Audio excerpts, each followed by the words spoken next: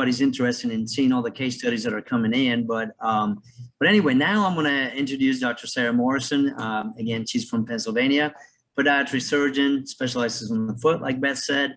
And Dr. Morrison, if you can take us through your patients through the slides, that'll be wonderful. And thank you for being here. Absolutely. Yeah. Thank you so much for moderating. And Beth, thank you so much for inviting me on the panel. I feel kind of like the new girl on the block with a lot less letters at the end of my name, but going to give it a good go. I was contacted by a rep with Pyroderma who works under Beth right about the same time that I met my patient, actually, about a month later. And so it was this weird coincidence. And the case study I have, the patient has Pyroderma gangrenosum, so it was, you know, a little bit difficult in general treatment-wise for curing his wounds. But you know, I trialed actually 2 different topical therapies and thought that the Pyroderma graft might be a good shot to throw in the mix to see how it did. And so I'll kind of walk everybody through that. So I met the patient actually in the hospital after he had been diagnosed with Pyroderma. He had had a wound, as you can see, very, very large, nearly completely circumferential, that had been initially started as just a little scratch on the back of his leg. He had had treatments by a dermatologist at Jefferson University downtown in Philadelphia prior to me meeting him, who did a wound tissue biopsy, which ultimately was, you know, relatively benign, other than the typical increased neutrophilic rates, ulcerative tissue, necrotic tissue found in typical Pyroderma biopsies. He had come into the hospital for cellulitis and increased pain from the leg. As you can see, the wound itself looks a little bit daunting for those who don't know exactly what Pyroderma is or who don't deal with wounds typically, but he is a overall very complicated patient, relatively uncontrolled type 2 diabetes, obese, PAD, PBD, edema bilaterally, which was relatively uncontrolled secondary to neuropathic pain. And then ultimately, actually in the beginning of June, he had an NSTEMI, so it kind of complicated all kinds of things for me, treating him consistently. But ultimately, he, when I had met him, was on a high dose of oral prednisone, which the dermatologist was managing. He was trialed to go on a taper prednisone and was hoping to get over to more of an IV infusion therapy with Remicade.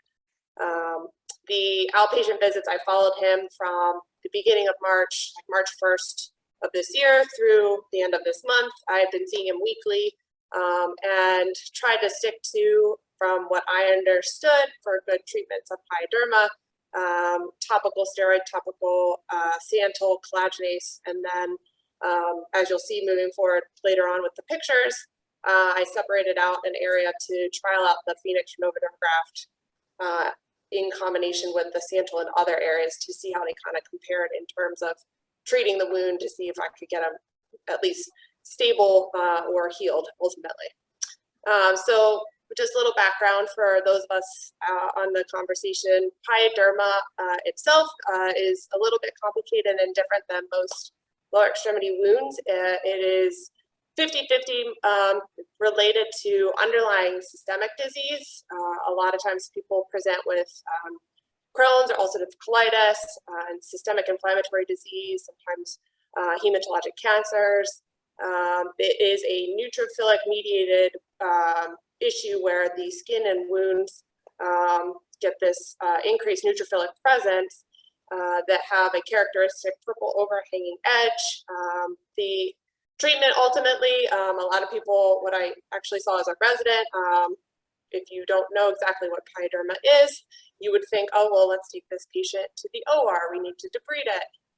It actually is incredibly harmful to do that and leads to further expansion and prolonged course of the wound. So the mainstay of treatment ultimately is either underlying systemic disease therapy or ultimately high dose steroids.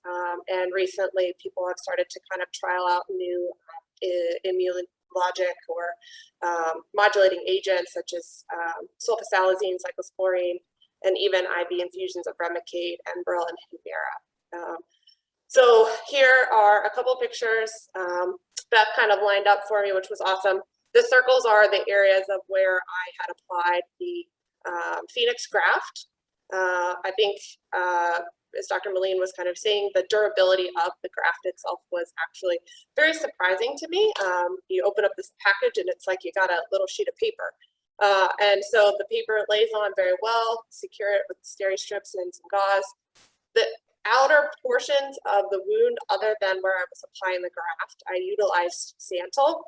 That was ideally, hopefully, going to debride and get rid of that fluffy fibrous tissue, the necrotic tissue. It was one of the mainstays for other attendings that I had worked with as a resident, what I saw for wound care for these kinds of wounds. And so I wanted to really kind of trial it, test it out to see if there was going to be a difference or how the Phoenix graft stood up to the Santal. So I think we can go on to the next slide. So periodically, week to week, I was seeing initially with the Phoenix graft, remarkable changes. It initially got rid of all of the fibrous slough. It produced this nice, healthy granulation tissue, and ultimately, applying it either once a week or bi-weekly, it consistently was the only area of the entire wound of the leg that stayed healthy, granular, or at least mostly granular, and ultimately filled in depth-wise. Everywhere else where the Santal was being applied, it just was not responding as well. Ultimately, the patient, it was a little bit of a complicated course, was tapered off of his steroid and had a little bit of a prolonged delay before starting his Remicade therapy. So there was actually decrease in the healing rates and overall improvements. But again, with the Phoenix graft, it really held on, and we had this continual area of healthy tissue compared to the remainder of the wound, which just really kind of declined over a couple-week course without the systemic treatments. So by week 7, this is where he had started to kind of turn a little bit further worse. Everywhere else, he got this, everything was just fibrous slough. It smelled terrible. It looked pretty bad everywhere, except for the little bit of the remainder on the far right picture there with the green circle. That area was the only really true evidence of granular tissue in the whole leg. Then we can go on to the next slide. And then by week 10, he had kind of made a little bit of a turnaround. He had started his Remicade. The wound turned to a little bit more fibronecrotic despite the Santal application. And then again, the far left picture is just another example of how much better the tissue appeared overall with the percentage of granular tissue, as well as even just depth and overall appearance. So next slide. And then by week 12, again, I believe, had a second round of Remicade, and then really made a big turnaround with the Phoenix graft and had this completely granular tissue again with decreased size and depth again, all in the most proximal portion of the wound. Elsewhere, the wound also improved, which I attribute to the Remicade therapy, but the appearance of the tissue in general, again, just didn't really match what the Phoenix graft was providing. Great.